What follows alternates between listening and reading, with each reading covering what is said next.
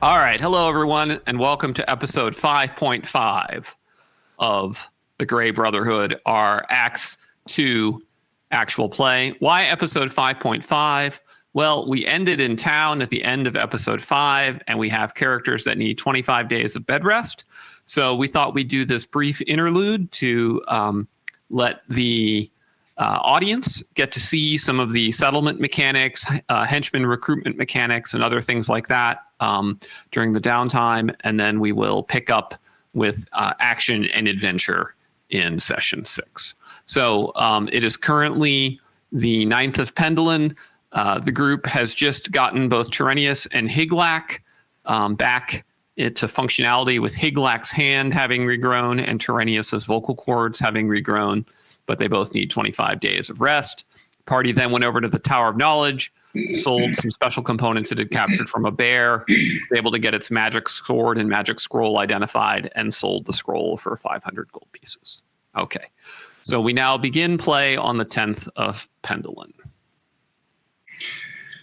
So the thing that I'd like to bring up for discussion with the group is I believe that we had an offer for them to buy the mysterious chainmail, and after thinking about it, I'm really not of the opinion that we should cart it around for a while. That maybe we should just, if it's it was suspicious to begin with, then it couldn't be identified.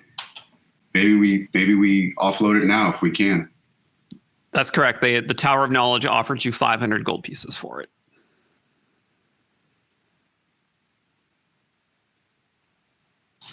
What does everybody else think? I'm okay with that. I mean, the utility of a middle level armor is somewhat limited. I know there's some classes which can use it. No, none we have. Right. And then also the risk that we've talked about where, well, kind of a jerk legionnaire, but dutiful but obnoxious legionnaire put on this armor and became chaotic. I know. I know. Like, I'm thinking, it's like, what if it's some sort of like alignment change or display or something? Yeah, that even if it has benefits, it does something to the character.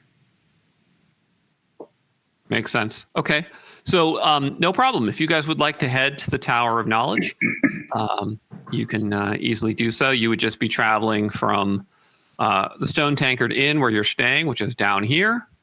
And then you would head up past the Merchant Guild House, past the Temple of the Empyreans, and then over to the Tower of Knowledge. So no problem.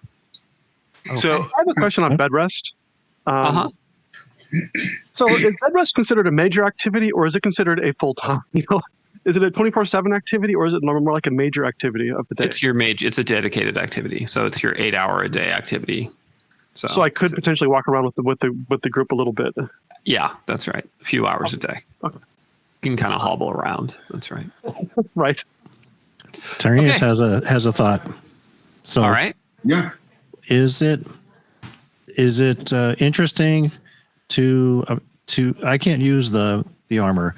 Can we do some kind of a game where we convince other people? Using maybe Jenna can entice people to try it on. I know what happens.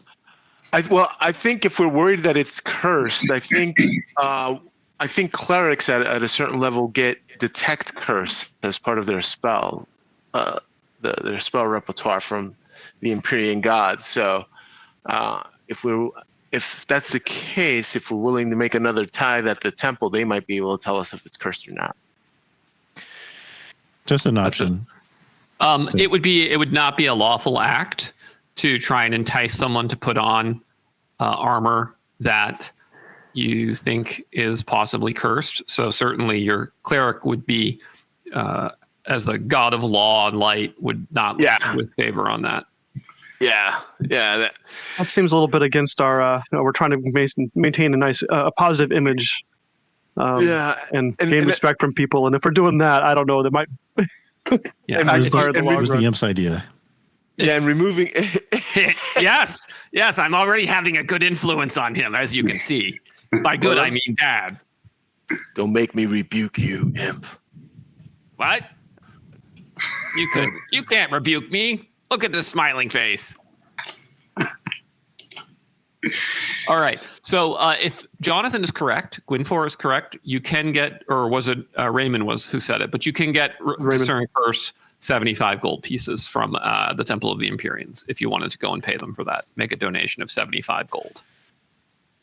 Yeah, because if it's not cursed, then we could certainly put it to use, and if it is cursed, then we come to another decision point. Because we could sell it to the tower, but we would have to tell them that it's cursed, and they might not care, right? If they plan on just dismantling it for components anyway. So Right. Okay. I'm fine either way. I'm fine just hawking the thing for 500, because if we identify it first and we end up hawking it, it's 425. So, yeah, I'm fine selling it or identifying it. I know. There's a positive for testing it. Yeah, I'm fine either way. Because if it's not cursed, then we can wear it and then find out what it really does, right? So Yeah. I think that's a good. Yeah. Let's do Either way that. is fine. All right. So you guys head back to the Plaza of the Pantheon, where there's the 7 gods and goddesses of the Elven Pantheon standing in the middle of the plaza. Around them are all of the shops and stores of the marketplace. And then from there, you head over to the Temple of the Empyreans. And you are met by the Reverend Mother Madeline. She's a priestess with a serene smile who greets you. And she says, "Good to see you again. How are your ailing comrades? Do they recover?" they're in the process of recovering. They need about 25 days of bed rest, but it will give us an opportunity to prepare, offer prayers of asking for the God's blessing next time we go out to fight the beastmen and the dark things that roam in the forests outside the city. Of course. Well, what brings you to us today, Raymond? Well, we have a particular item which we believe to be magic, but we also suspect that it may be cursed. So before we don it or sell it to someone, we want to be sure whether or not it is cursed, and if so, to deal with it properly. She nods and she says, "Show to me this item. I can discern whether it is cursed. There is, of course, an expectation of a tithe to the temple of 75 gold." Okay. So you make the tithe. Yes. All right. And you produce the chainmail? Yes. All right. So she says, "Mother Meteora, noble lady of the Hearthfire, reveal to me whether this is a blackened by dark magic, cursed." "Oh, it's cursed."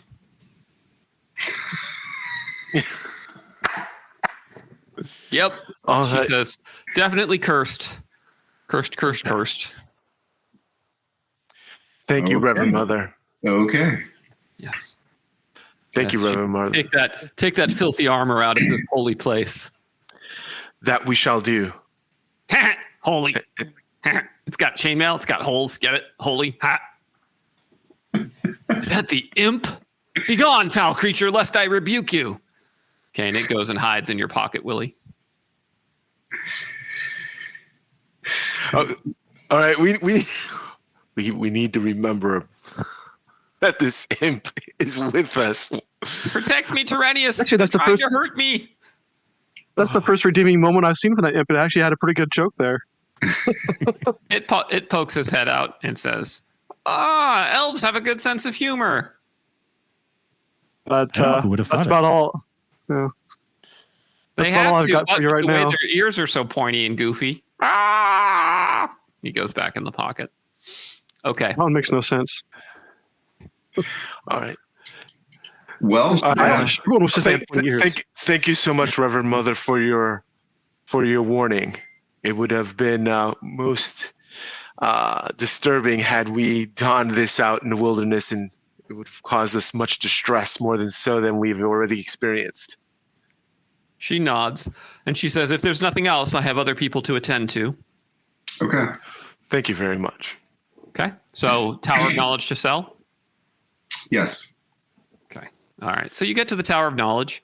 So the Saruman Sewer.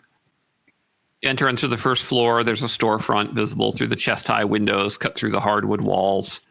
And the resident thaumaturge nods at you and he says, "What business do you have to conduct with the tower today? Welcome, welcome." We were here yesterday, and we were offered this armor. We have found out that it is magical, and that it does have a curse, and we're hoping that we can still trade it in for something. You were here yesterday. Did you get a price quote? What? He starts flipping through his papers, and he's like, "Oh yes, I see it here. The yes, chainmail. We had offered 500 gold pieces to the Grey Brotherhood." The Grey Brotherhood. Oh yes, it does say that. I apologize. Yeah, I was going to say you didn't seem like very happy people, but Grey makes much more sense. Yes, the Grey Brotherhood. Well, we would be happy to use the chainmail. We'll turn it into spell components. Okay. All right. So they give you 500. You guys get some XP for that. Woohoo. Woo! I've been forgetting to talk to my throaty voice, my Batman voice. I need to break that out again. Yeah, you gotta go Batman again. In a world. Okay, so now what do you guys want to do? Anything in particular? Actually, I was curious whether or not there are blade dancers in. I forgot to ask about that when I was at the temple, but we can do that on a different day this session. So yes. So to bring up another thing, the next time we go back to the temple, we still have 2 characters that could benefit from additional healing. If I pose that to the party too. I'm at a -1 for surprise rolls, and then Gwynfor has also got -2 charisma because of his injury. If there's spell availability, we could consider doing it here. I am not against money. I would like it. I'm tired of sounding like this. All right. The only risk is, of course, you do risk the tampering with mortality, and sometimes the side effects are worse than the injury. So it's up to you. But he's lawful, so I mean, I'm lawful, and I'm optimistic. All right. So we can go back then if you'd like to do that. Well, why don't we go back tomorrow? We could do recruiting, and I'd like to try to offload the glassware at the marketplace today. Okay, so you'd like to go to offload. Have enough money for the all the armor you're thinking about getting and everything, and to make all the armor purchases. So let's do some. All right. So you head over to the plaza then, and so the first step when you begin arbitrage trading is to assess the supply and demand in the market in order to learn its demand modifiers. So markets and ACKS don't have Bloomberg terminals or financial newsletters or commodity exchange floors. So you have to traffic the open air plazas, the guild halls, the private offices, the harbor fronts to try and find out. That counts as a dedicated activity, but it'll give you an idea possibly of some of the supply and demand modifiers. If you don't really care and you just want to dump your goods, then we can skip this step. It's up to you. No, I'm definitely interested in some of the demand modifiers. Okay. All right. So that's going to take you 8 hours today. Yeah. Dedicated. All right. What does anyone else want to do while he does that? Gwynfor and Terenius are both on rest. Sorry, Higlak and Terenius are both on rest. All right. So Gwynfor, you're also on rest because you needed 2 weeks. Is that right? Yeah, I'm down to 12 days now, I think, if I'm doing my math right, because we did one in Turos Tim, and I think we're on the second day here. Or is this this is the first full day. So I'm on, I got 13 to go. All right. So it's basically then the only player character who is functional right now is Castanis and Raymond. And Raymond. And Raymond. Yeah. Oh, All right. really? Yeah. So Raymond, what do you want to do today while he's doing this? Interesting. Well, he's doing that. I will be at the temple, offering prayers and assisting and seeing if I can assist in any celebrations of liturgy or rites or other rituals while I'm there. Okay. Very good. So Raymond, you're doing efforts to get congregants. Yes. Understood and duly noted. Okay, so Sean, let us go ahead and make your roll. So assessment of supply and demand is made by rolling 2d6. You add your charisma modifier. If you have diplomacy, intimidation, or seduction, you can add +1. You can spend money on bribery if you'd like, but you don't have to. So I think it's just 2d6 plus 2, right? Oh, 2d6 plus 2. Okay. That's Wow. Castinus is like on fire. Wow. Okay. So that is a roll of successful assessment. The arbitrager learns the state of supply and demand in the market. The judge reveals the market's complete list of demand modifiers for all 31 types of merchandise. Okay. So I will go ahead and get a copy of that, and I'm gonna give me 1 sec here. I'll make it a journal entry. And Cassinus is on. Cassinus is on. I wish I would have had that for like a recruitment. Yeah, role. seriously. Well, Castinus is going to corner the market here. Start working it.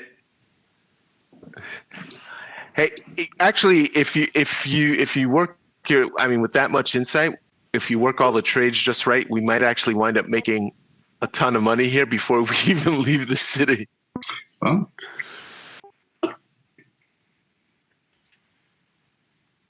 All right, so side honest demand modifiers is being created, and let's see if I can make this work here. Nice. Okay, cool. All right, and now boom. All right, so I'm showing it to the players. So what you can see is that so negative modifiers means that there's less demand there because it's a supplier, and positive modifiers means that there's high demand for the good. So glassware will not sell for very much in Saidanos because Saidanos is actually where people buy their glassware in the local area. But they'd be interested in things like ivory, spices, lamp oil, salt are some of the things that rare furs are things that they'd like to buy in Saidanos, as you can see. Now, that doesn't mean you can't sell your glassware. It just means I think we're still going to sell it and just offload it. It's not worth carting around. Yeah. Okay, so that's what I'd like to do next. Is work on. Yep. All right. So on the 11th, then you make your way over to the plaza with your glassware to see if you can sell it.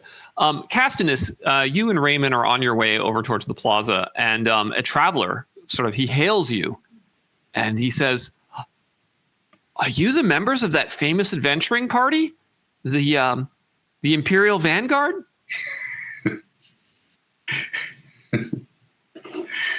Raymond, Imperial who? The Imperial Vanguard, the great defenders of the borderlands? No. No. Not us. We're the Grey Brotherhood. Oh, okay. Are you, do you work for them? No, we are defenders of the borderland. Oh, okay, right. So like the stuff that spills through, kind of you come in and clean up. Got it. Well, we haven't come across them in our journey, so I am not entirely sure where they operate or what to what great effect. Well, they're really great heroes, so they're probably up on the front lines battling evil. Anyway, sorry to waste your time. Good luck, though. Good luck. He wanders off, a little disappointed that you're not the Imperial Vanguard. All right. All right, Sean, it is now time to solicit buyers. Okay. And so let's see. You have a market impact of 1. And so glassware, you can sell in a class 3. Okay, so you can sell 30 stone of glassware. So you can sell all your glassware here. Okay. All right, so no problem. Then we need to determine the market price. So what we're going to do is that 4d4 minus 10. Minus 2? Minus 10. Okay. Oh, you got it. Minus 2, yeah. 44 okay, and minus 10? Yeah, because at 44, the average is 10, so that gives you an average of 0, and then it fluctuates. Okay, so that drops it, and then it drops another 2 because of the low demand modifier. So they will currently pay, let's see, they will pay 1 gold piece per stone for glassware. So that wait, you actually, I'm sorry, you have how many stone of glassware do you have? You have some really exquisite glassware you found in the dungeon. We had three cases of it. And it was really good stuff, as I recall. It was actually kind of high value. Yeah. So let me check what that was. Yeah, 1 sec.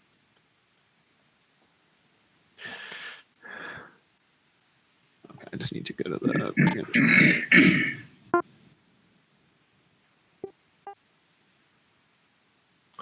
6 glass prisms, and then okay. So you had really expensive glassware that was worth 20 stone each. So they will pay you 12 stone each. So 12 stone? Sorry, 12 gold pieces each. So per stone. So it will be a total of 180 gold if you want to sell it. Yeah, that sounds right. 60 for each case. Okay, so you sell it. Okay. Now, because we've transported it, do we also calculate for mercantile XP? Yeah. Yeah, XP for that. Yep, you'll get mercantile XP for that, Sean. Okay.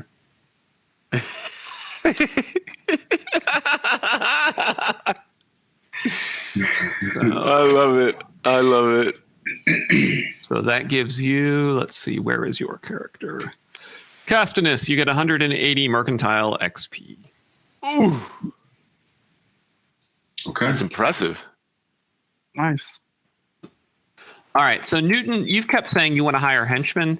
If you want to hire henchmen, as a reminder, the way it works is that you have to, or other specialists of any sort, you allocate funds for that purpose, which is posting up flyers, hiring town criers to advertise for you, bribing local barkeeps, making donations to the temple, et cetera, et cetera. Okay. I mean, and how much will that be? Because I have to put in a budget allocation request into Castinus for that. It will be 6 gold pieces. Yep, let's do it. All right. 6 gold pieces per week. That's not bad, actually. Yeah. Okay. All right, we put up the Indeed ads and the LinkedIn ads. This is for, you said for 3 weeks? So 18 gold for 3 weeks. Yeah. Yep. How many henchmen do we want? I mean, do we lose Willie? We can do it week by week. Yeah, we did lose Willie. But we don't have to pay all 18 up front, Sean. We could do it week by week. Okay. One of the questions I have is how many do we want? I mean, we talked about, I sent out that email. Yep. And just kind of talking the math through. We probably should replace those balls at the very minimum, and we could hire up to 2 more. Do we want 2 more, or is that going to dilute our group too much? I don't know. I'm torn. I'm sort of mixed feelings. So I'm just kind of throwing that thought out there too. Yeah, I'm fine with hiring 2 more, honestly, because we're going to wind up. I mean, we're going to wind up finding a lot of treasure, more than we found in some of these early rooms. So, I mean, that doesn't mean that we have to be bursting at the seams with additional henchmen, but 2 more doesn't seem like it's going to adversely affect us. Okay, I'm okay with that. I'm good with 2. Yeah, I still think. Yeah, and we have to be prepared to lose some henchmen in the dungeon anyway. Not that, obviously we want as many people to come back alive with us, but Don't want to, but it happens. But it happens, yeah. Okay, great. Yeah, and So- I still think we should try an explorer would be ideal. I Yep. think. All right, so you can't actually pick which you get. It's somewhat random. There is an optional rule from Axioms which allows you to specifically target for. If you do that, you have, of course, a chance of getting that specific, but then you'll lose the chance to hire others that might be of interest that you weren't calling for. Or you could spend 12 gold pieces and do both, calling all henchmen and calling specifically some X. That sounds interesting, actually. Why don't we do that? Yeah. Okay. I'm up for that. All right. All right. And what class are you trying to find? Explorer. Or An explorer?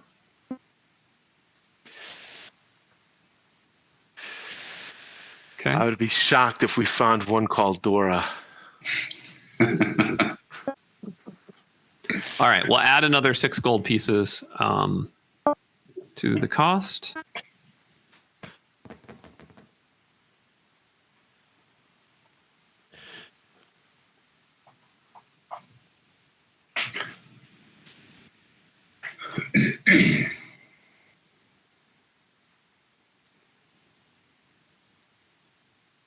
Okay.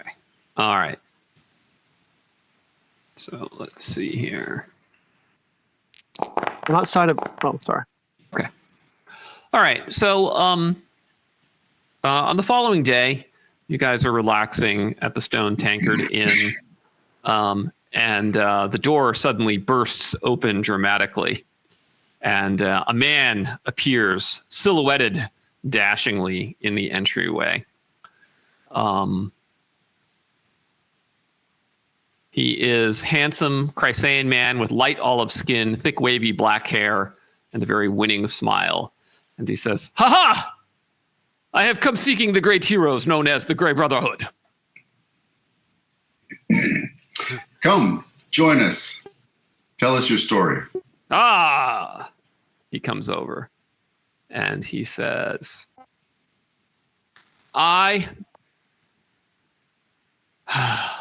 Mandonio is what people call this magnificent specimen of martial valor. Mandonio seeks service with the best, but cannot be recruited cheaply.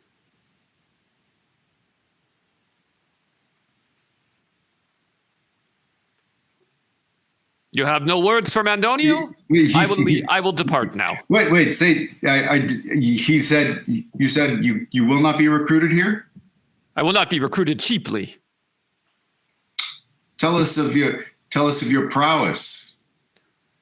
You do not know of the prowess of Mandonio? No. I am expert with this. He takes out a morning star. And he says, and when men see my steely gaze, they cower in fear because of my intimidation. And then he goes, and it is a very intimidating face. Also, there are none that I cannot outdrink. Where have you served before? Served? Here, there, many exciting places.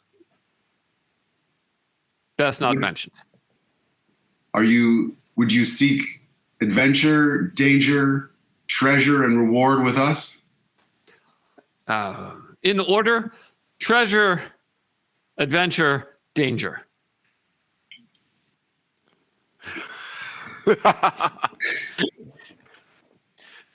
How many skulls have you crushed with this morning star?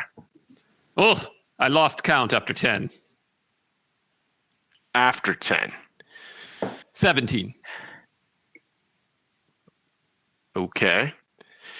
And what were the sizes of those skulls? No. One cannot fool a priest, it is true. Some of them were in fact just the little skulls of giant rats. But I assure you that several of the skulls were of great size and formidability. Mandonio, look at this. Would Mandonio lie to you? No, he would not. They do not call him Mandonio the Mendacious. It is Mandonio the Magnificent. Tell us, Mandonio, what besides the Morning Star, what other skill, what other experience can you bring to the Brotherhood? He says, well, it happens that during my time in the Legions, before I was booted out, I did learn to use a variety of weapons and armors and the manual of arms of the Legions and such. So I have broad skills, but the Morning Star is my favorite. I see. Now it is my turn to ask questions. How much will you pay Mandonio for his services?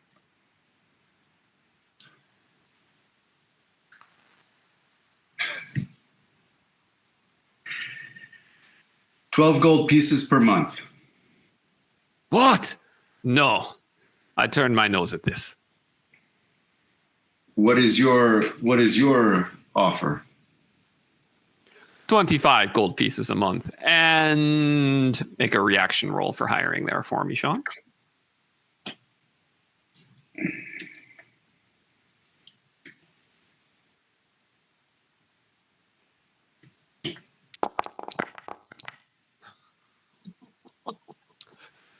And Mandonio will be your man with incredible loyalty.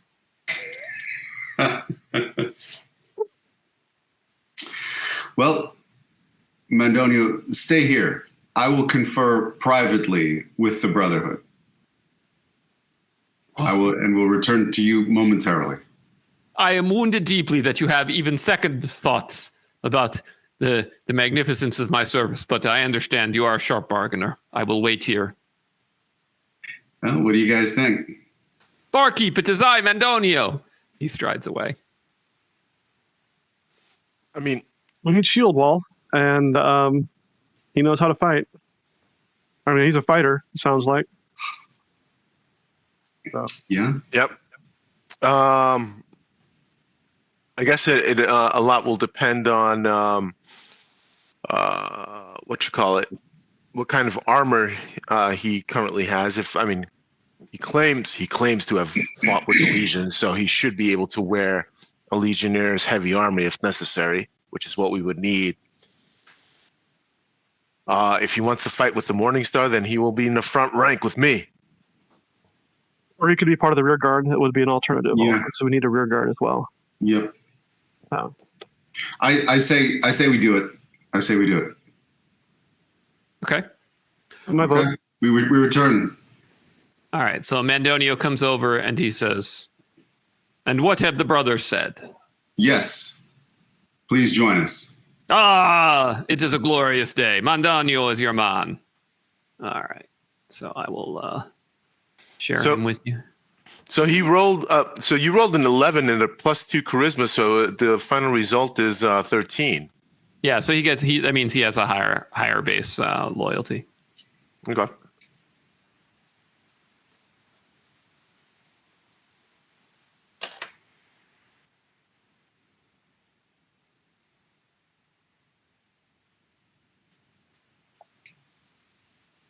All right, I'm just trying to move him in, and sometimes it's really hard to drag the stupid. All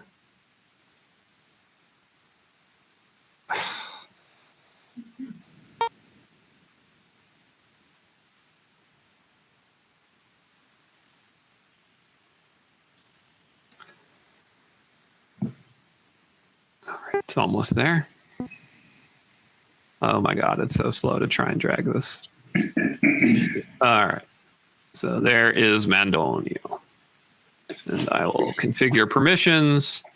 We will give everyone, and Sean is now. Oh no. Okay, so you have Mandonio.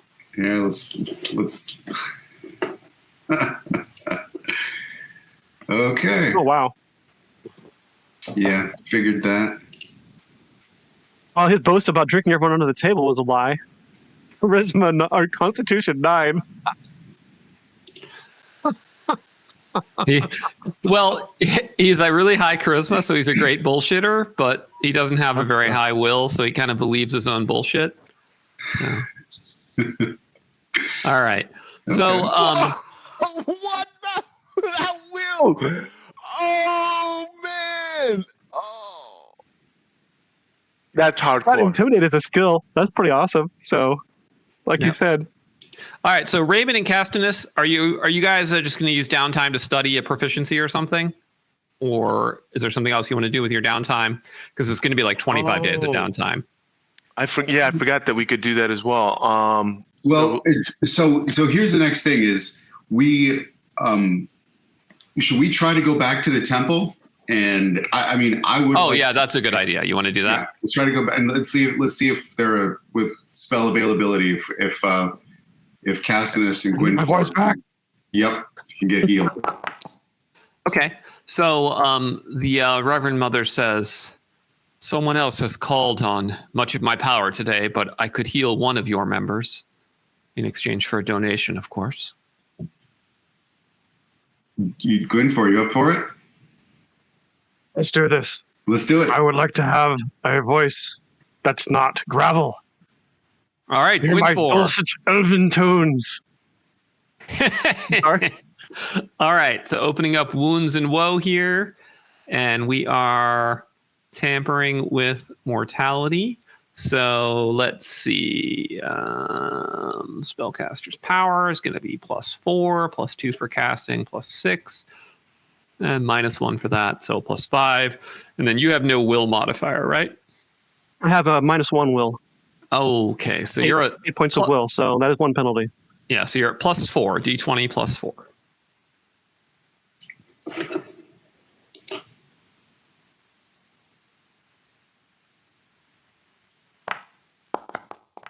Ooh, yes. Oh, there it is. Okay, now give me a D6.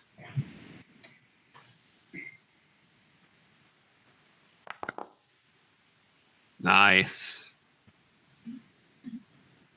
Okay. All right.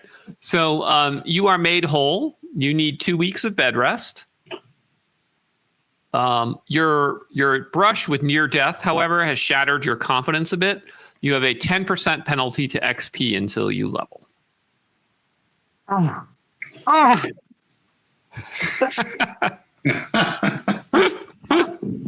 No big deal. You're only going to be level 1 forever. Yeah, no. It's like 1,600 more XP anyway. Oh no, it's better that it happened now than later. Definitely better that it happened now than later. All right, so it might have been good if it happened like when I was close to level 2. Yeah, so you'll be ready to go in 2 weeks. So. All right, but bed rest. Yeah, but you had like a -3 to your reaction rolls. That's brutal, dude. It's better, yeah. So now I can. All right, so we'll advance to the 13th, and was Mandonio on the 12th? I'm sorry. Was he on the 12th? Yeah. Okay. Yeah. Sorry about that. Go ahead. Yeah, no problem. All right, so we'll advance to the 13th, and on the 13th, since you have so many ads up, another fellow comes by. He actually comes by in the morning as if like he's just gotten off work, and as soon as he enters the room, you smell him, and he is a problem.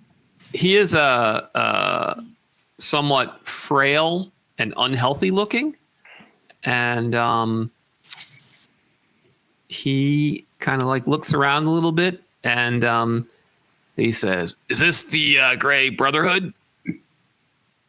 Yes. Come on over. Hi. Tell us your story. So my name is Sagazimo. I'm a gong farmer, if you know what that is. No. I go into the sewers and I collect the shits to use for fuel. I farm the gongs.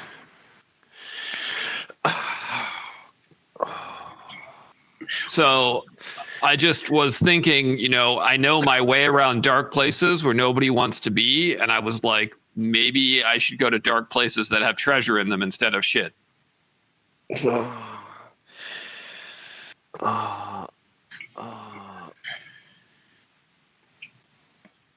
Did we lose Willie entirely? No, I'm here. Oh, okay. I'm healing for 25 days. Yeah, you are. You're healing for 25 days. Yeah. All right. So do you guys want to attempt to hire Sagasmo or just tell him we'll be in touch, or what do you want to do? He's obviously 0th level. He's literally a shit farmer. I say it's like, we will, thank you for coming. We will let you know. Where can we find you? I mean, mostly in the sewers, but I could check. I could come back to the Stone Tankard on a regular basis. Come back in 1 week. Oh, okay. All right. Cool. All right. So Sagasmo comes by. Okay. Advancing to the 14th. Again, remember that you have, so Raymond and Castanus, you're having downtime here, so you can study or something if you want. Yeah, I'll be reading.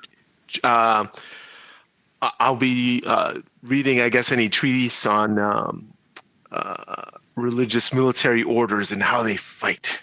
I've got a whole list of stuff for the already worked out for the party. I was figuring that. Just be great. like purchasing, etc. So you're doing purchasing and everything. All right. So Sean, why don't we talk about what you're purchasing?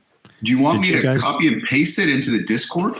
Yeah, that would be fine. Okay. Did you guys wash your hands before you came to visit me after talking to that guy? Ah. Well, it sounds like, because from the way you explained it, the major activities that, like his major activity is studying. My major activity is bed rest, but it sounds like we can still be there for the recruitment, right? Yeah. Okay. Oh, okay. I wasn't clear on that. I thought what bed rest meant that we were basically in the care facility chilling out. No, bed rest means that you have to spend your dedicated activity resting in bed. So 8 hours a day of bed rest plus 8 hours of sleep, but you still have time for other activities. I see. Oh, that's good. Okay. So Castanus, so you want to buy 5 suits of full plate. Now, if I understand correctly, you're going to import and commission, right? Yes. I can purchase 2. I can commission 2, and I can roll to import 1. Okay. And then the shields, no problem. 2 heavy helmets. So you do not know anyone in town right now that can do masterwork. So you can't just buy masterwork. You have to know a seller. Then for those, why don't I?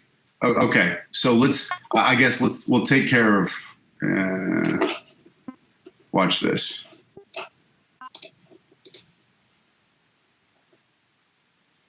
Okay, so then that's 350 with the adventurer's ability that comes down to 315. Yep. Okay, great. Okay. And that'll all be available at the end of the month because there's some commissioning and importing. Yeah. Okay. All right. And who are we giving that plate armor to? Okay, so right now, so the plate is going to go to Higlak, Gwynfor, Raymond, and the two early henchmen, Horaeus and I can't remember, and Avaro. Avaro. Okay. Yes. Got it. All right. So Higlak. I've also got calculations for what we're going to do for the other armor to sell that. Okay, so you're going to sell that stuff? Well, I'll put that in the chat right now. Okay. All right. So I've now given Higlak plate armor. Oops. Okay. Yeah, you're talking about selling my plate armor, my old armor, correct? And yeah, you're certainly welcome to do that. Okay. So what I did is I did armor purchases and then armor sales. So Raymond, you are also getting plate armor. Okay.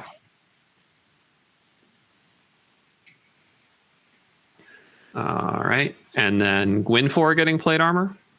Yep. Okay.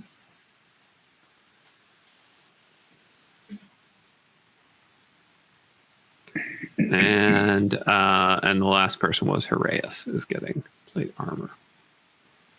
All right, and then who is getting heavy helmets? Well, one of the henchmen already has heavy helmets. Heraeus does, yeah. Yeah, Heraeus. I know that I will take one, and then I think if we just want to have another one extra unless somebody wants it right now. Yeah, I'll take it. Okay, then Raymond takes it. I will dare not to have one. All right, so Raymond, you're going to take a heavy helm? Yeah, because I'll be in the front rank usually. Okay. So Castinus, you're just like, I'm deaf anyway, so I'm going to take a heavy helm. Yeah, might as well.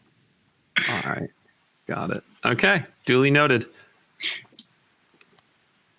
All has been placed. Now, let me take a look at what you posted there. Armor sales, 2 laminar, total 140, 154. Yep. Okay, great. And then what I was going to do is Castinus would take Higlak's chainmail, and then pass my leather to Jenna. If she can she use that? She does not have armor proficiency leather now. Okay. So. All right, so Castinus, you're going to take the chain? Yes. Okay. Done. All right, you guys are substantially more armored now. Well, and in that case, then let's sell the leather, so that bumps that up to 160. Yep. Okay. Okay, brilliant. Can I give you some money to buy me a shield? Buy you a what? In gold, I want a shield. You already bought it. Oh, you already bought the shield? Yep, you got it. Who else got a shield? No, I just bought one shield for Gwynfor. One shield for Gwynfor. Okay, Yep. Got it. Well, I'm noticing as long as you're doing admin, the spear that I picked up from one of the brigands is not showing up on my character sheet either. Okay, I'll put that on for you. Oh, thank you. And the price for that shield, I think, I'm happy to take that away from my gold. I was going to pay Gwynfor for that. I'm sorry, pay Castinus for that.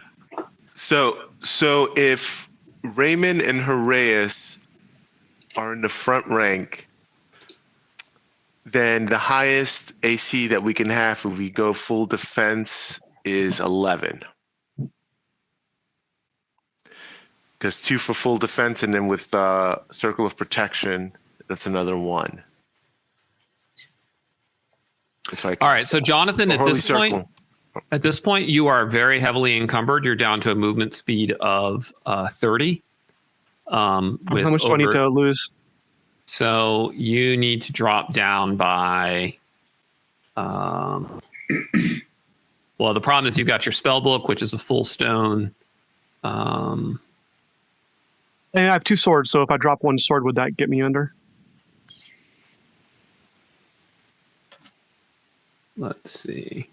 If I sold my short sword? If you sold your short sword, yes, that would at least help. Okay.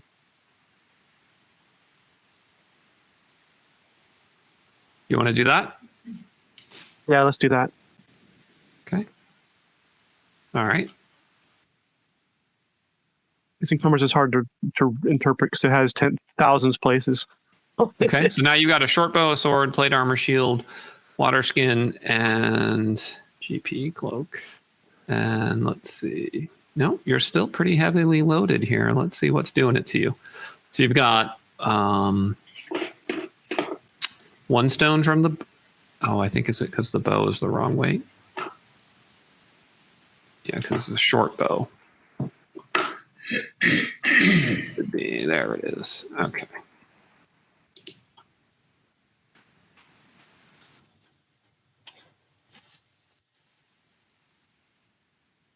Okay, and now you are. Yep, now you're good to go. Okay. You're back up to 60-foot move. Yep. Okay, good. Okay, so Sean, it takes you, you buy and sell some of that stuff over the next 2 days. Yep. And I just put in our healing shopping list too. Let's see. Okay, I see that. All right, we'll come back to that. Okay. So it's the 14th, and you're just making your way back towards the Stone Tankard Inn from the plaza where you've been buying and selling various goods with the vendors. And a shabbily dressed man clutching a large sack suddenly darts out of an alleyway, runs past you, and ducks into another alleyway.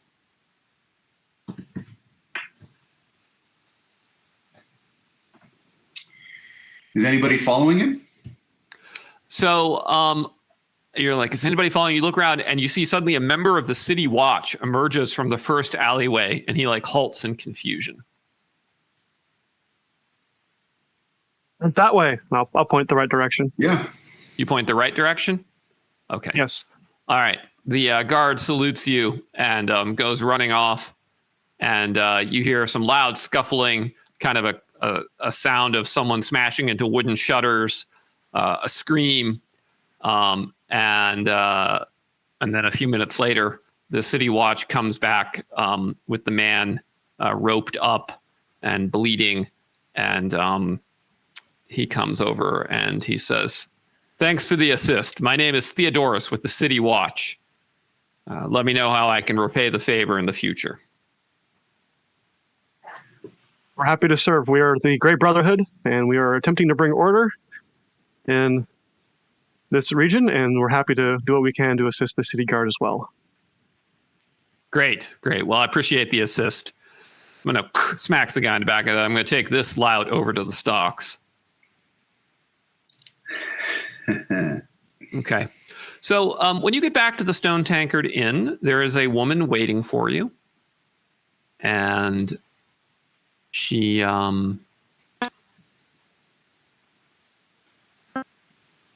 a young woman.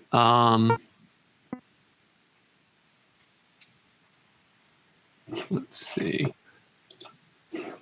Attractive. She looks to be Rornish, from the northern part of the continent. Hair of red and gold. She has lightly freckled skin, green eyes, a devilish smile, and she has a bow. And she says, "Are you the Grey Brotherhood?" Yes, we are. Who are you? She says, "Well, my name is Catris Marini, and I'm looking for work." Well, tell us about your adventures. Tell us about your skill. She says, "Well, my father was an archer of some repute in Rorn. He didn't have any sons, so he taught me what he knew, and I had a talent for it. But then he wanted me to marry this local boy, and he was kind of fat, so I decided to run away to become a mercenary."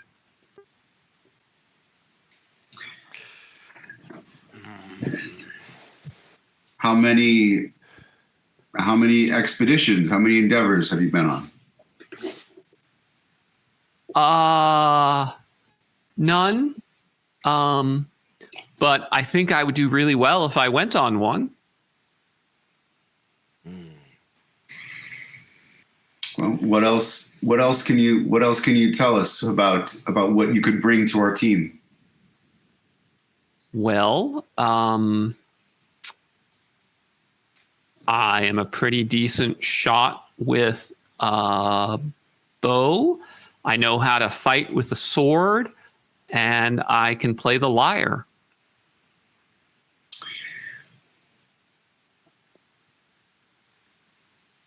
I want a test. She says, "Okay, do you want to test the lyre or what do you want to test?" No, the bow.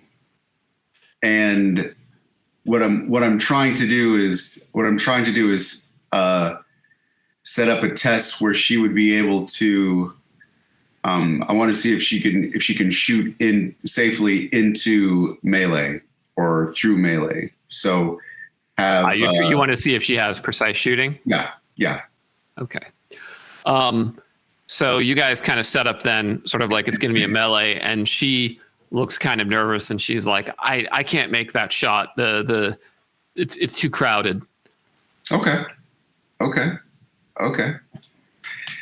Come back in 1 week. Meet us here in 1 week.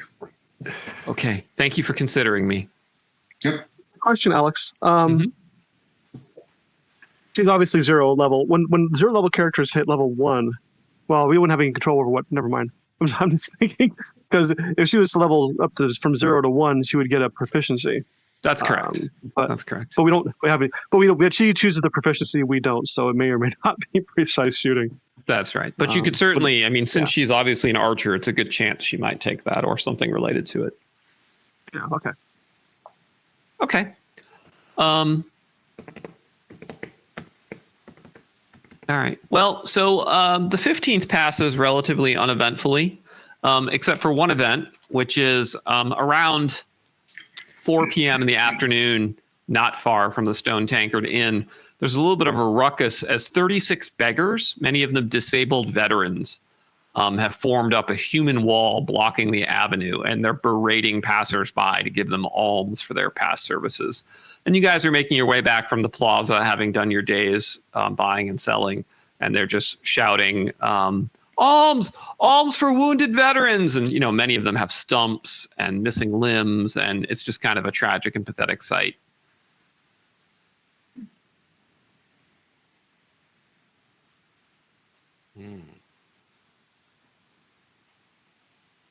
Okay.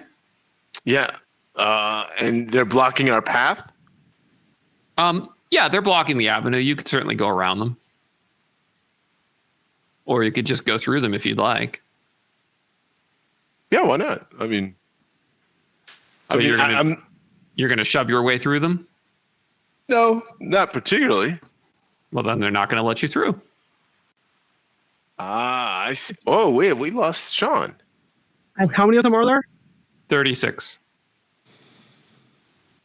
How much does a meal cost? A mule? Meal.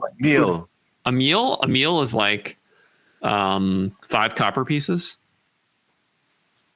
That's 36 times 5 copper pieces, less than like a golden change. I'm not. It's let's see, 150, 180 copper pieces, so 2 gold. I'll treat them. I'll say, wait right here. I will bring you each a meal. All right. So when you say that, they're all like, absolutely, and then they follow you. No, wait right here. I don't know that the innkeeper wants the crowded in, but I'll be right back. All right. So you return with food for them, and they're very, very happy. Yeah. And I wish I had a quote handy. I'd say a quote. Pretend I have a nice quote about wisdom and kindness and generosity. I don't have one of those, but I'm spewing something along those lines. Very nice. I say you should have taught them to fish. Yeah, I'm wondering. I'm thinking actually, because I definitely would like to pray over them, but separately, I'm wondering if there's a way that we can use what talents they can leverage in their state. And my thought was, I don't want to give them money because who knows what they'll spend it on. That's why I got them a meal. So take care of them right. I'm just glad you didn't pull me into a battle. Right. All right. So one of the as you're about to leave Gwynfor after having fed them, one of the old veterans kind of limps over towards you. He's got a cane and kind of a lame leg, and he's missing one eye. And he says, "Yeah, something you might be interested in knowing." He says, "You've probably heard of the Dragon's Tor, southwest of Saidanos, from where the Grey Goblins have been raiding. What people don't know, but my father's father told me when I was a little lad, is that there's a red dragon of great age that slumbers in the Dragon's Tor. That's why they call it Dragon's Tor." Thank you. Yeah. I'm not quite sure I'm up for taking on a ancient red dragon, but it's good to know where stories. It's important we know where stories come from, and Yeah. If you don't remember where we've come from, that's a problem. I think I agree, although I'm not entirely sure I understood what you just said. That's I'll pretty be right- common. I speak Elven. We have a couple different ways we could continue forward. If you'd like, I can just advance the calendar as things happen, or I can continue to do it day by day if there's particular things that you guys want to do each day. You tell me. The last thing that I'd like to, I think, is there's I got like 2 more shopping items, Okay. and I'd like to go and try to get healed at the temple. Okay. Well, why don't you? Well, what are your last 2 shopping items? Let's see. Okay. So you have the healing purchases. So those will actually happen at the temple. So you can buy the horsetail, tour commissions, aloe, comfrey. Okay. Something we forgot about. Did we want to do any kind of investigating about that lion's tag that we recovered last episode to see who it might have belonged to? I don't know what to do with that, but we could look into. I mean, is that something illegal, or is that something that's approved? I'm not sure It's legal. Theaters are fully legal, Okay. and they're allowed to capture animals and stuff. Yeah. So maybe nothing then, because I'm not sure what the cause of it was. But so maybe we just let it lie then. I'm not sure. I don't know. I don't really know what to do. I don't really know what to do with it. Yeah. The other thing that we could do is Jenna could also do a little bit of gambling if Gwynfor wants to roll some of those. Hee hee. I'm always up for betting party money. Yeah. Yeah, you want Gwynfor to do some gambling? Well, to do Jenna, and I also kept Jenna would be doing some gambling. Yeah. And I think the other thing is you mentioned that tag. I suppose there are probably animal markets or something where you could try to track it down or see if there's a traveling menagerie or something. Yeah, You absolutely. want to chase down that thread. Yeah, I mean, maybe if somebody's missing a lion. I mean, the question is, was it somebody killing it on purpose, or was it foul play? And we don't know. So I suppose we could investigate to see if it's foul play or not. So just looking at the map, there doesn't seem to be an arena here. So probably the closest arena is in Sifron. So the Lannister whose name is on the tag probably is in Sifron, not in Sandonis, but it's worth asking. Yep. There is an animal menagerie in the plaza of the Pantheon if you want to go talk to the proprietor there. It as well. I mean, no harm done. We got time, so no harm done. Okay. Talking to him. All right. Well, then, so you guys head back over to the plaza of the Pantheon.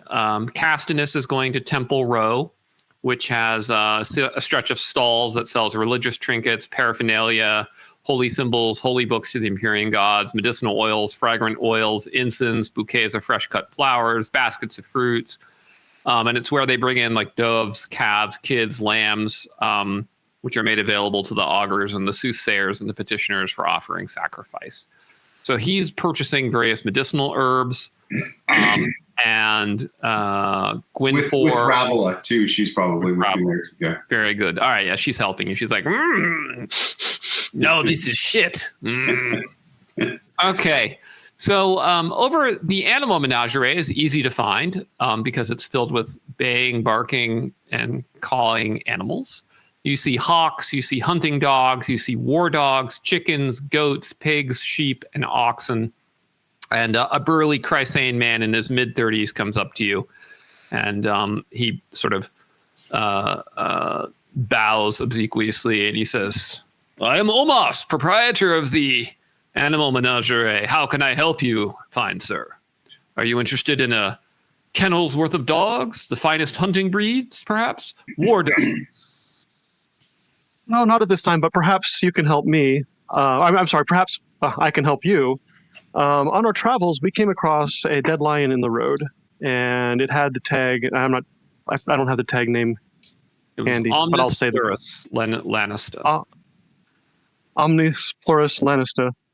And I'm not sure if this was your lion, or it may be an innocence thing, or maybe foul play, but I just thought I would investigate to see if there was someone who was looking for a lion. Yes. Omnis Pluris is a gladiator school owner in Cipheron.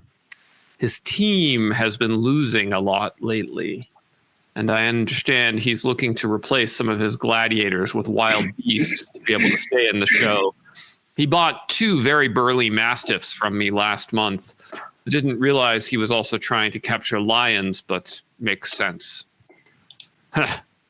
Well, I guess that's one lion that won't make it to the games. Very sad. I thought so as well. But thank you for your time. If we may be looking at some point into war dogs in the future, or something along those lines, but at this point, I'm not sure that we are. I will definitely keep your name in mind. Thank you. Okay, he nods and turns to another customer. So, Sean, you've completed your transaction, so you can head over to the temple at this point and get healed if you'd like. Yes. All right. So, what alignment are you, Sean? Lawful. Lawful. Okay. So the interesting thing about war dogs that I hadn't considered getting war dogs before, but they don't take XP. Right. And we pay them in food.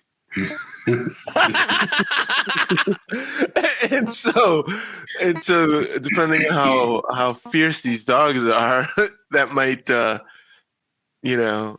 might help us in terms of in addition to the 2 henchmen that we're looking for, getting a couple of war dogs, because why not?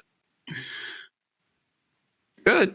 I think we need someone with animal handling, or at least animal training. Right? Yeah. We do need someone with animal. No, if they're trained, if they're already trained, you don't. Oh, you can just manage them. You won't be as good. You can't manage as many, but you can still manage them. One challenge I can see is I'm not sure how well they would incorporate with the shield line. You know, with trying to get the dogs in front of the shield line, or that sort of a circumstance might be a battle line sort of a challenge. Yeah, but they could be a rear guard, or it could help out on a last flank, like with Castinus. Yeah, something like that. It could be the Forlord Hope. Yep. Yeah. All right. Well, Sean, so you're at D20 plus 5. Plus 5. Okay. Yep. Oh, okay. Give me a D6 roll, Sean. Oh, no. What? Oh, gosh, please. I warned you. Yep. All right. All right, Sean. You're now down for the count for bed rest for the rest of the month as well. When you kind of recover from the effects of the spell, it takes you a moment to sort of find where your ear is regrown, because your hair has grown in, and you realize your male pattern baldness that had been to be developing has gone away. And in fact, your hair was actually looking a little longer than it was. And then a few minutes later, you're like, wait a minute, was it below my ears? And then a few minutes after that, you're like, oh no. And in fact, your hair is growing at high speed. You have been imbued with so much life force, so much youthful vigor, that you must now shave twice a day or witness an inch of growth by sunset. Okay. An inch of growth by sunset. Over and over. Yes. So could have been worse. Could have been worse, but still. So yes. So she says, oh, that is a very rare side effect, but sometimes particularly strong-souled men, so much life force can flow into them from the gods that there can be certain side effects. But it's fine as long as you take care of your personal grooming. Okay. All right. Well, Raymond is now the only one who's not a complete basket case. Yeah. That's right. All right. Well, I mean, I'll continue my studies to get that proficiency, and then I guess look after the rest of the party. Yep. All right. Well, we still have recruiting posted, right? So we still Yeah, you can still have- potentially get more. so we'll just advance through the recruitment of the people coming to see you then as the time flies.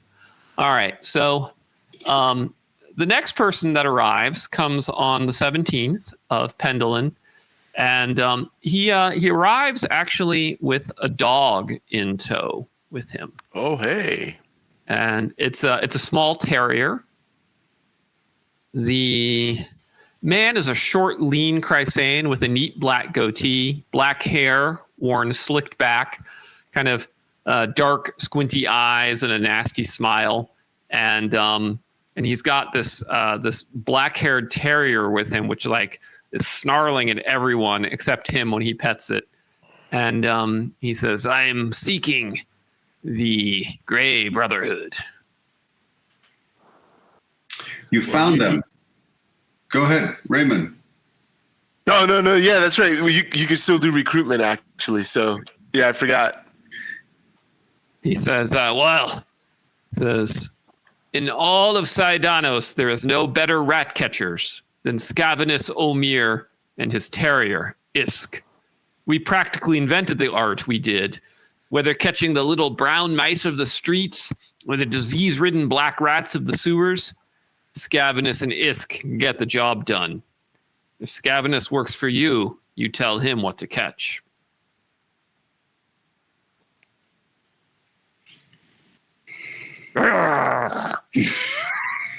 It's okay, Isk. Isk, by the way, is classical Aran for monster. Well, he has a sense of humor. Yeah. Tell us the biggest animal the two of you have taken down. Oh, it was a terrifying beast. Eyes red in the night, claws long enough. It was a rat this big. Well met, sir. Meet us back in 1 week. All right, I'll return. Come on, Isk. Shh, no, those aren't rats, Isk. Come on. The next person that shows up is a lightly tanned, brown-eyed, dark brown-haired Tyrrhenian man with an average build. He looks quite unremarkable. And he sort of greets you somewhat shyly, and he says, "Hello, sir. My name is Pumilius Spen. I'm a blacksmith's apprentice. I don't think a blacksmith's life is for me. Better at breaking things with my hammer than making things, if you understand what I mean. And I heard you might need some torchbearers, and I don't want to be repairing dents in armor. I want to be making dents in armor, if that makes sense." What have you ever been on an adventure before? Can't say that I have, sir. Have you ever killed anything? Oh, killed things? Yeah. I mean, my mother was terrified of bugs. You know how to use any other weapons besides a hammer? Oh, I can use a hammer, a mace, a club, a flail. Basically, if it's blunt and heavy, I'm pretty good with it. What, sharp and pointy? Not so good. Have you ever worn armor? Armor? No, haven't worn armor. No, can't say that I have. Wouldn't mind learning if I had some time, but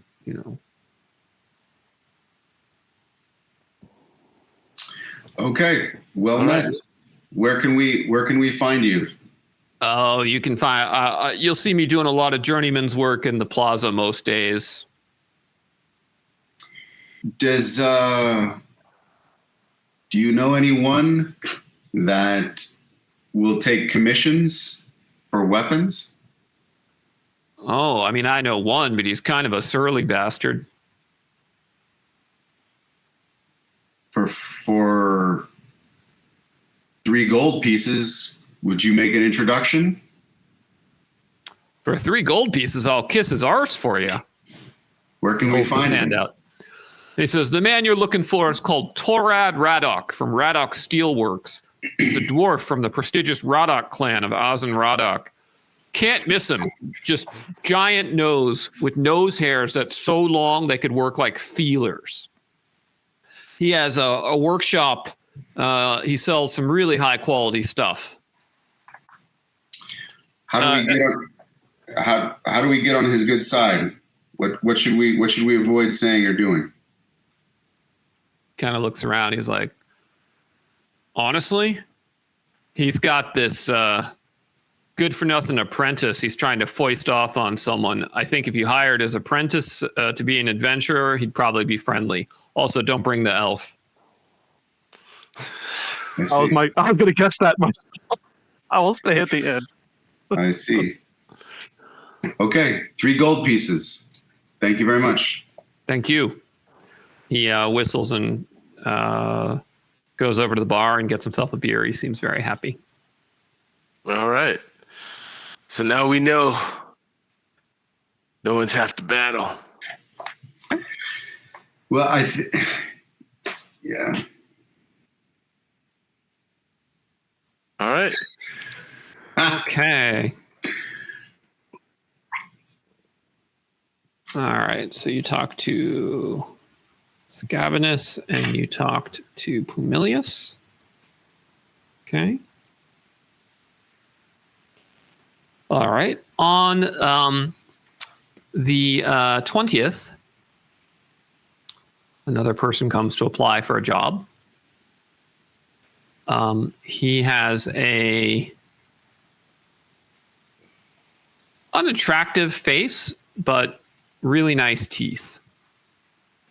He's a Chrysaean man, and he bows deeply in the traditional manner, and he says, "Hello. They call me Toothy Tyranno, the Smiling Doom." And he smiles and shows off his pearly whites. He says, "I am an assassin and warrior, and I have come in search of those who value services." Tell us more of your skill, your favorite weapon. Oh, my favorite weapon is poison, but I have to fight. I'll use short sword and dagger, or perhaps darts from afar, or a sap to the back of the head when they're not looking. The one thing I avoid is a fair fight. Are you experienced in adventuring? I am not inexperienced.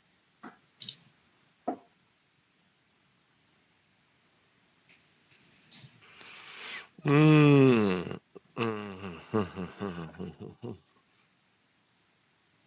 many men have you killed? It's a professional secret. I couldn't share that. And was it done licitly? Absolutely not.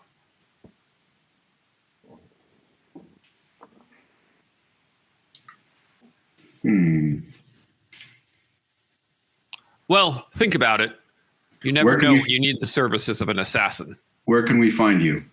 Leave word with the bartender that you seek the services of Toothy Tyranno, and I will find you here at the bar. Very well. Okay.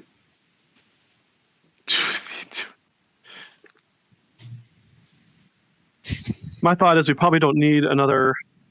Well, I mean, he's not. I think it sounds like he's obviously is a straight up assassin in terms of class, and I don't know that we need another. We've already got Avarice and we've got Genevale in training for that. I'm not sure they're the third.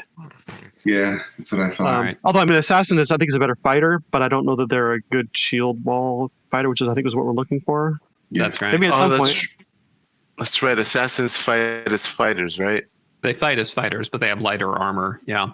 Okay. So, you guys are basically continuing. You're all resting except for Raymond, and Raymond is just reading. So you're all chill. You're essentially chilling in the tavern for a month. and occasionally meeting with people who come to meet you. And so I have a question to that end. Yes. Would Zopiros, having 2 levels of alchemy, would he be able to do any potion brewing or anything similar to that would be beneficial? He could assist someone in potion brewing, or you could just ask him to continue his studies in alchemy with his downtime. Okay.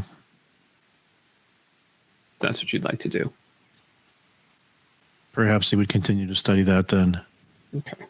I wasn't sure if there was anything we could do as far as brewing some herbs to prepare any healing potions, but with 3 ranks, you can brew potions, but he only has 2.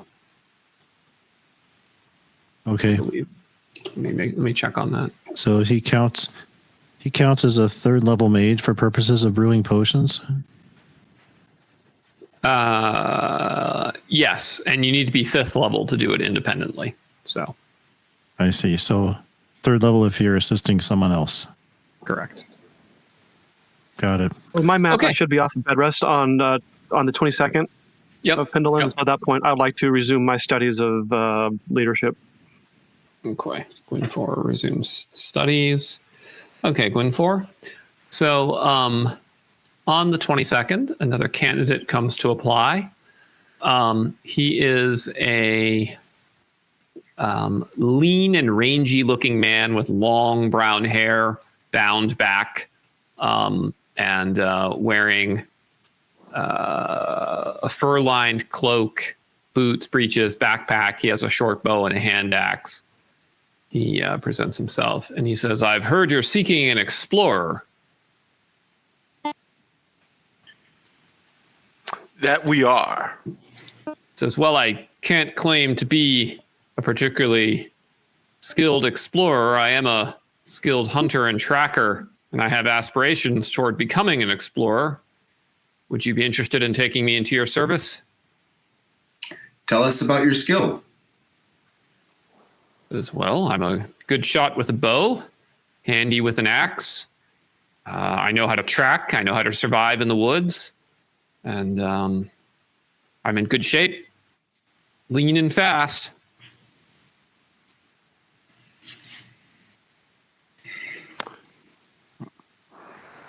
And when you're out hunting, have you ever come across any particular danger that you had to evade? No, the deer don't really frighten me too much. Okay.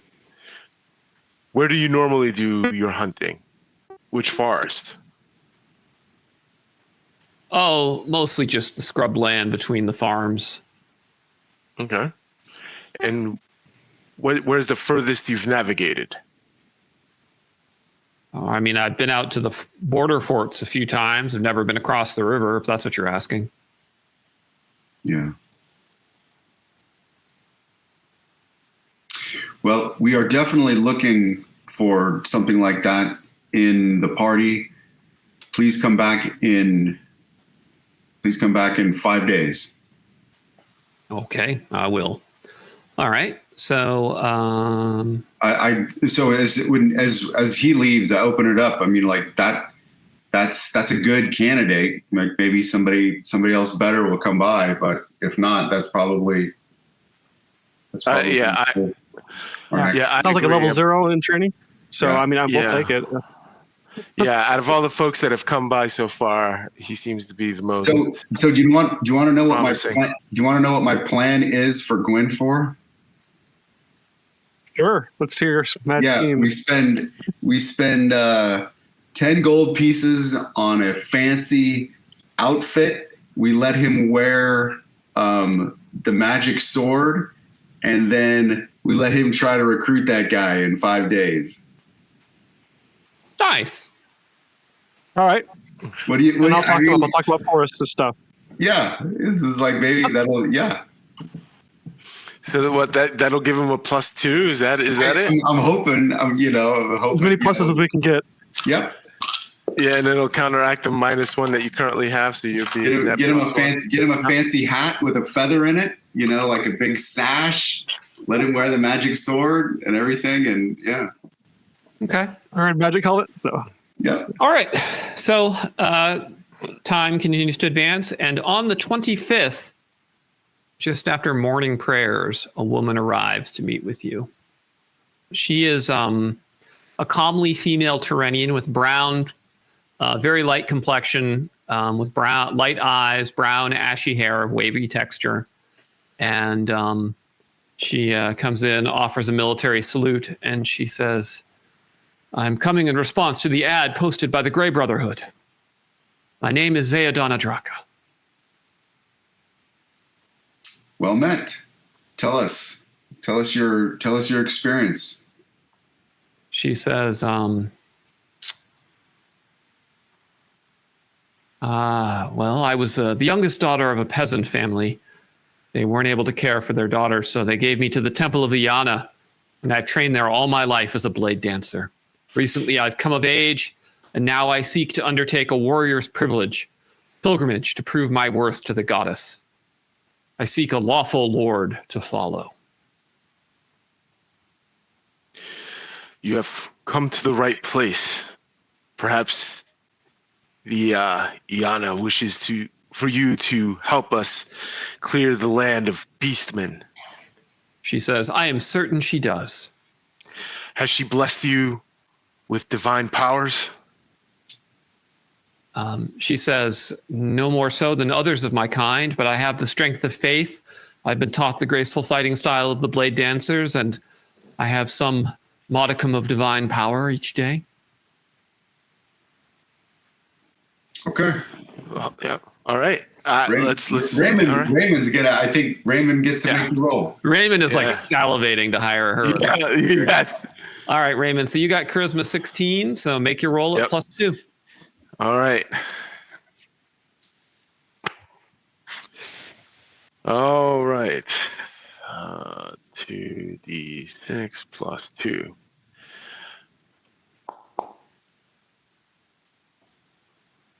Eight.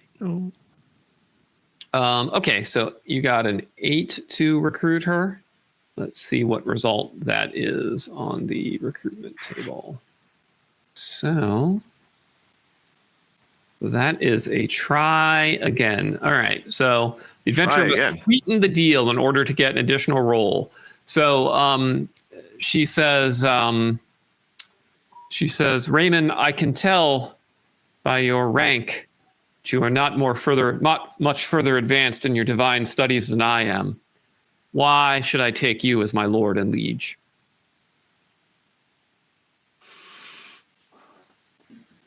Because of the vision that I've had. It is a vision of death and darkness under a dome of rock that we have seen. And if you don't follow us to vanquish the evil from the land before it emerges from that dome of rock, then the borderlands will be known as the Bloodlands, as evil overpowers us all. Okay, so give me another reaction roll, Newton. Yeah, 'cause we had that dream. You had the vision, yep. Yep.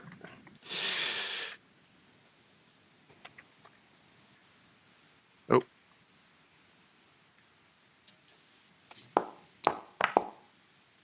Seven plus 2, 9. All right. She says, a dark and disturbing vision indeed. If that is what you have seen, then I will be your blade to fight against it. And she accepts. All right.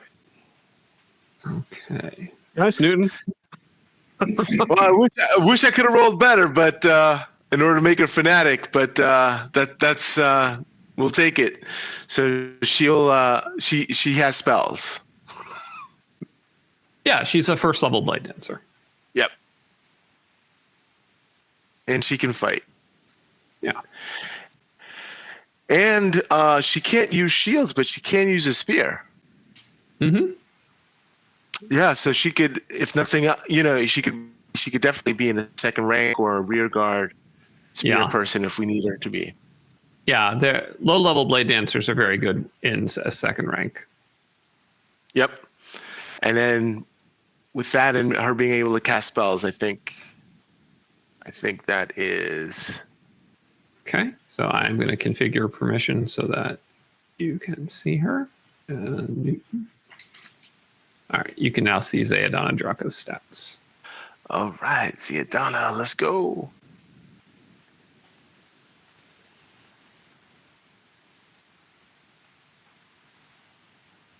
Swashbuckling, graceful fighting. Yep. Weapon finesse.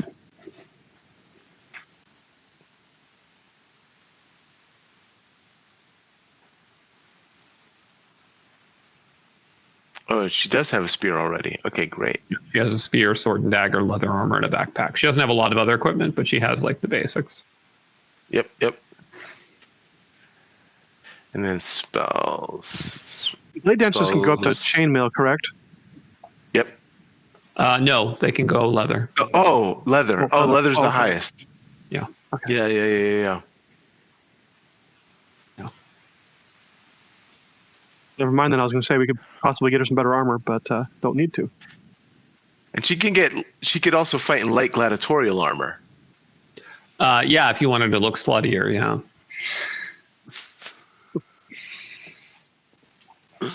Highly recommended, of course. Okay, well, she's yours. All right, great. On the 27th, Lucan Habas comes back to check in. And so I guess we have Gwynfor all suited up and looking powerful and noble. Lucan says, I have returned as you asked. Welcome. Sit, have a drink with me. I would also like to order something nice from a quality drink from the bar. Or what is your favorite drink? Tell me. I mostly just drink water. I'm not a sophisticated man, but if you'd like to buy something, I'm sure I'll like it. I'll give him something nice. Okay, so you get something nice for him. All right. Water is the liquid of life. I understand, but sometimes it's nice to indulge.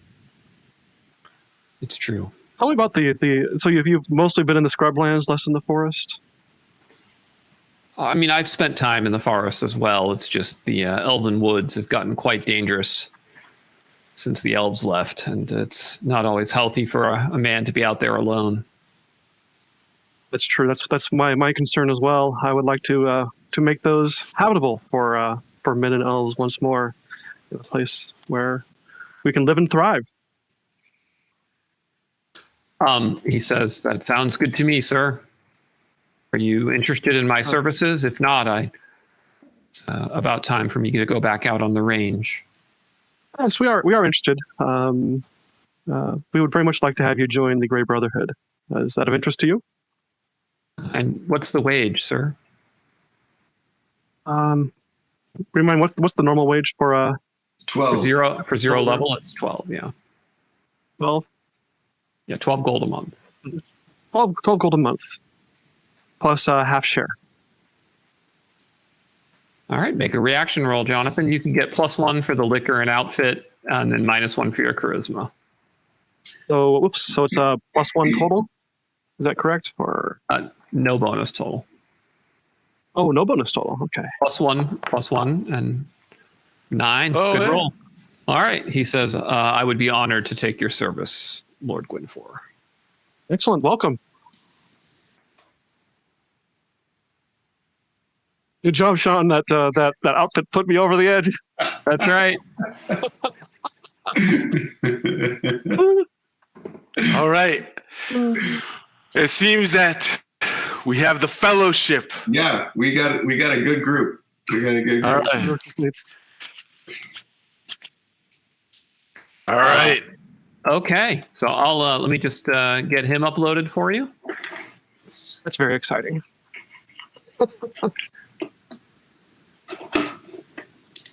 Okay, I've just added Lucan Habas. We'll configure his permissions, observer, and Jonathan is his owner. Okay, so Lucan has been hired by Gwynfor. Oh, negative stats. It's good. Nice dex. Oh, wow. Yeah. And some intelligence, too. That's good for some skills. Endurance, tracking, survival. Nice. All right. So on the 28th, and I assume you guys aren't hiring anyone else, but No. may as well finish out your time of recruitment. And a fellow shows up. He is an exceptionally unattractive Rornish youth, red-haired with bad acne, asymmetrical face, ungainly nose, drooping eyes, bad teeth, and his voice is really nasal. He says, "Hi, I'm Griffin Russell. I was one of my friends said you were looking to hire me or something. Sorry, I get really awkward around people. I came to Ciudadanos with my uncle Robin after my parents were captured by Jutlandic raiders. But Robin sold my services to Torad Rodok, the Dwarven metalsmith. And Torad hasn't been very nice. He punches me a lot. And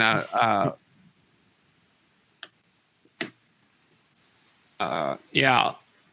What did you do that caused them to strike you so? Nothing. He just said I had a really punchable face. A lot of people say that, honestly. Okay. What skills do you have?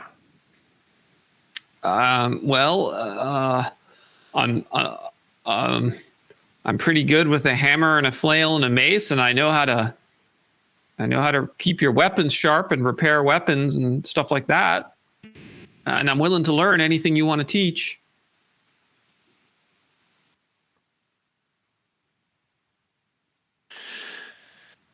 Castinus? I think we're good. Yeah, I kind of thought that's what you'd say. All right. Well, if you change your mind, you know where to find me. You're Rodok's apprentice. Yeah, for now. I mean, I guess technically I'm up to a journeyman, but he doesn't really treat me like that. Last time we talked, he said he would break my fingers and shove them up my ass one by one. I guess he didn't like the weapon I made very much. He's kind of dwarven. Okay. Okay. So I go and take Castinus aside privately. Castinus, you had an interest in purchasing commissions from Rodok? Yeah. We can't take this guy. This is probably the guy that made all the stuff for him. The problem is we're really full up. I mean, we can't hire anybody more without getting to a right. Yeah. Right. Okay. That's fair. What I would do is maybe I could purchase some stuff that Rodok has already made, and like an off on the slim chance while we're still here. Here's a crazy idea. I don't know that it's possible, but we could also try being a headhunter to get this guy a different job. Hey, Castinus, though, you buy all the cast-offs that Rodok didn't want. Yeah.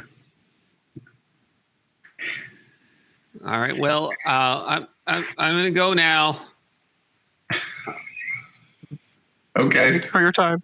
Then, well met. Charisma 4. Yeah. All right, cool. Well, that's a good stopping point. Next session we'll resume on. It'll be actually, what we need to do now is pay for. You guys need to pay for living expenses and stuff for the month, which are for you guys. 25, 50, 7,500, 125 minus the 50 you already paid.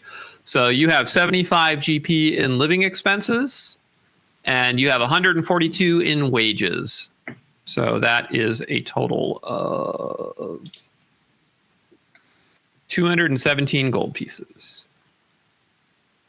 Man, it's hard being a Grey Brother. It is. How are the coffers, Sean? The what? I have no idea how much money we have. How's our pocketbook? Well, I'm glad that we sold. I'm glad that we sold the armor. Remember, we've got all of those. We can Healing herbs.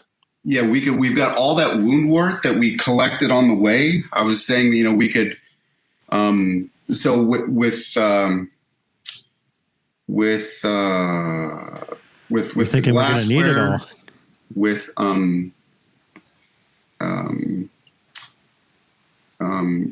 selling the prisms, selling some of the armor, and selling some of the wound wort, that can help us, offset it. All right. So real quick, let me just add in who you guys recruited. So on the 12th of Pendulin, you recruited Mandonio, the Magnificent. Yeah. Okay. And that he is working for Castinus. He is a fighter, level 1, level 2. Okay. All right. He joined you on 12. Okay, then on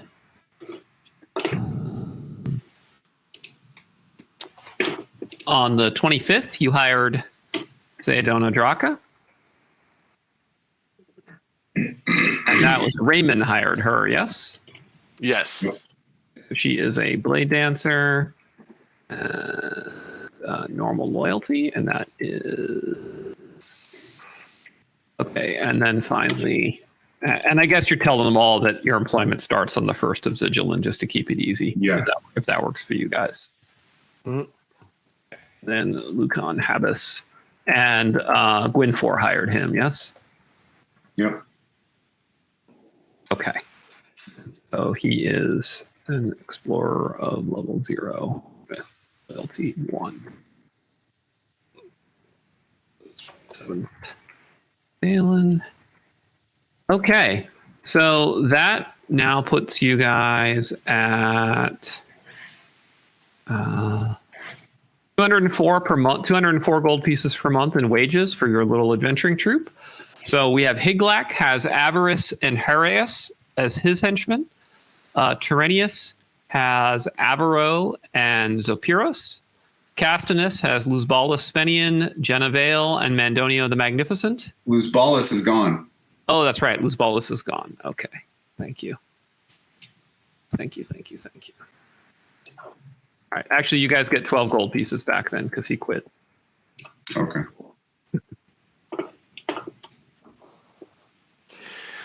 All right. He's like the 5th beetle. So Castinus, you have Genevale and you have Mandonio. Raymond, you have Zayadona Draka, and Gwynfor, you have Lucan Habas. And I also have Ravilla the Crone. Oh, and Ravilla. That's right. I forgot Ravilla the Crone. Okay, so yeah, Raymond's got Ravilla, right? Yeah, and Ziadana. So I have all the religious folks except for the paladin. Yeah, Raymond has Ravilla. Yeah. Okay. Yep.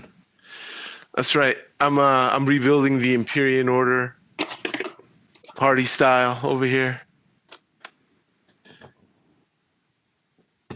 Okay, good. And so let's also update that Sean no longer has an ear torn off, but now has rapid hair growth. That's right. The poster child for what's that? It's the hair growth thing. Rogaine? Rogaine, thank you. All right, so Raymond, you have gained 1 proficiency rank in military strategy from your time spent learning. Oh, so like a full rank. Awesome. Yep. And yeah, you have 1 rank. And Jonathan, you started studying on the 17th, right? That was the day you got better? No, it's the 22nd. 22nd. Was it? It was my 22nd was my last. No, I'm sorry. 23rd would be the first day I started studying. 22nd was my last day of bed rest. Okay. And 7th of Zigilin is when you guys are ready, so you get another 14 days. So Newton, you're up to, if you want, you can be up to 7 days of studying the second level if you'd like. Okay. Yeah, I'll do that. Okay.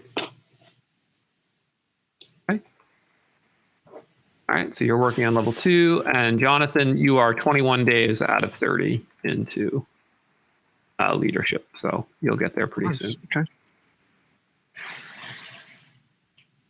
Okay, Just great. to clarify, the morale bonus for leadership only applies to domains, right? It does not apply to henchmen. Is that correct?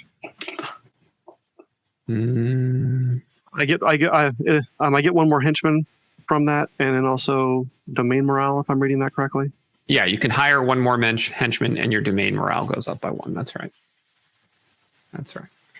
So, okay, good session, guys. We can stop there. And next session, we'll be beginning play on the 7th of Zigilin. Are you guys planning to go back to the Buried Temple? Deal with that? Yeah. Okay. Man, you turned down so many fun henchmen, but but you ended up picking, I think, some of the best ones. So that I think we got some good ones. Although, personally, the Gong Farmer and the Rat Catcher are my favorites.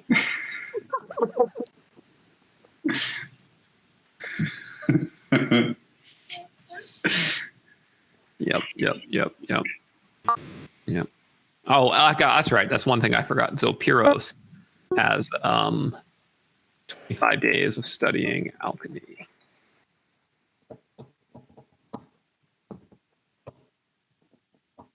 All right. Duly noted.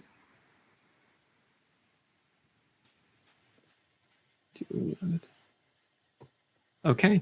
All right. Anybody got anything else, or should we wrap for the night? I put the rest of the purchases in the Discord. Up. Okay.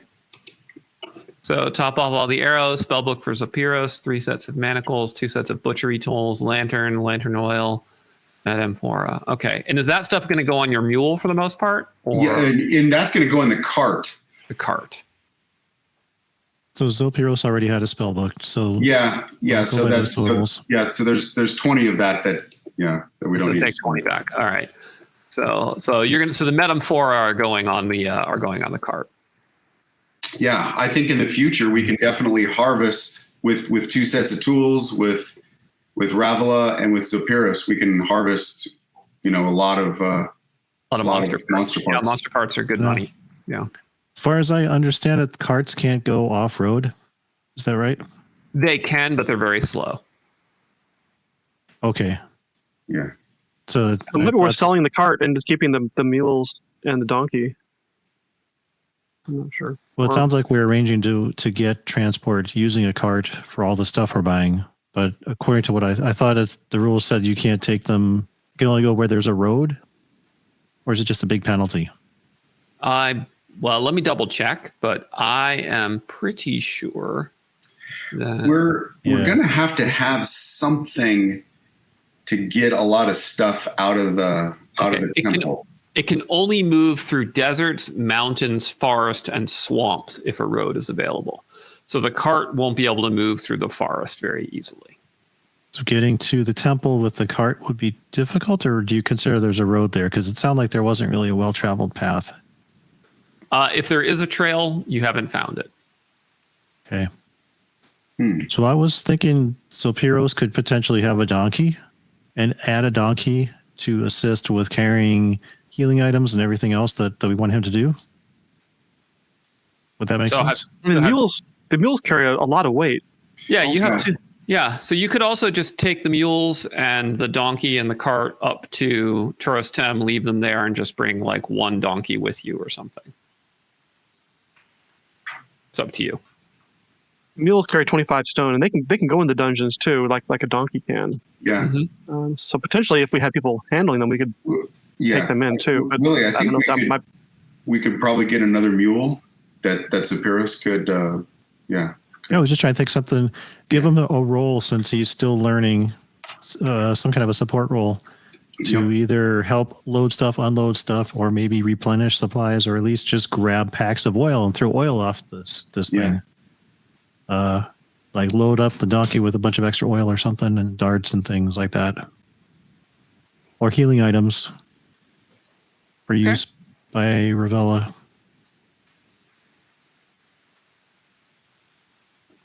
Okay. Do you want to sell your donkey then and replace it with a mule, or do you want to also have a donkey? I think if we sell the donkey and upgrade to the mule, that'll give us 3 mules, right? Yeah, 2 for the cart and one extra. Yep. No, I'm sorry. The cart's drawn by an ox, right? Isn't it? Yeah, we bought an ox That's what I cart. thought. You bought an ox. Yeah. So you actually already have 2 mules. So you could just sell the donkey and have 2 mules, and Jenna could take one and Zopyrus the other or something. That could work. And The tragedy there is the donkey had such an awesome name, but practicality must give way. Yeah. Okay. I noticed that my armor class does not show the shield. It says armor class 6. It should be 7 with the shield. Let's take a look at that. Gwynfor? It's just because the shield wasn't equipped. Oh, that's fancy. Okay, cool. Yep. Okay. Yep. You're at AC 7. So now we got Avro is at AC 8. Gwynfor at AC 7. Yeah, you guys are pretty well armored. Raymond at AC 8. Yep. Higlak at AC 7. We could Union actually. rules. Did you guys want to buy armor for Mandonio? I was just gonna say we've got one suit of Lamellar left over that we were not able to sell. We could give that to Mandonio and sell his leather. Sure. Right? Yeah. Yep. Okay. Mandonio puts on the Lamellar. Aha! I feel more protected than ever. Oh, I just realized Lucan does not have any armor either, so we probably should get him some armor. Oh, give him the leather. Give him Mandonio's leather. Lucan says, I don't really like wearing armor. It kind of slows me down, and I don't have armor training proficiency. We'll keep you further back then. All right. Well, one day I'm sure I'll learn how to wear it. I just There you go. I don't know how to wear it right now. Fair enough. Okay. All right, cool.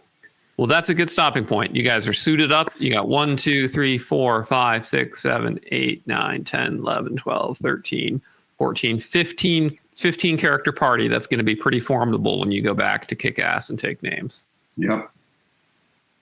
Take that, Imperial Vanguard.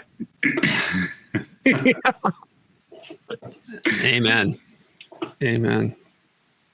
Okay, good stuff. Well, it's 12:30, so it's a good stopping point, and we will be on for a major session next week. Right. Yep.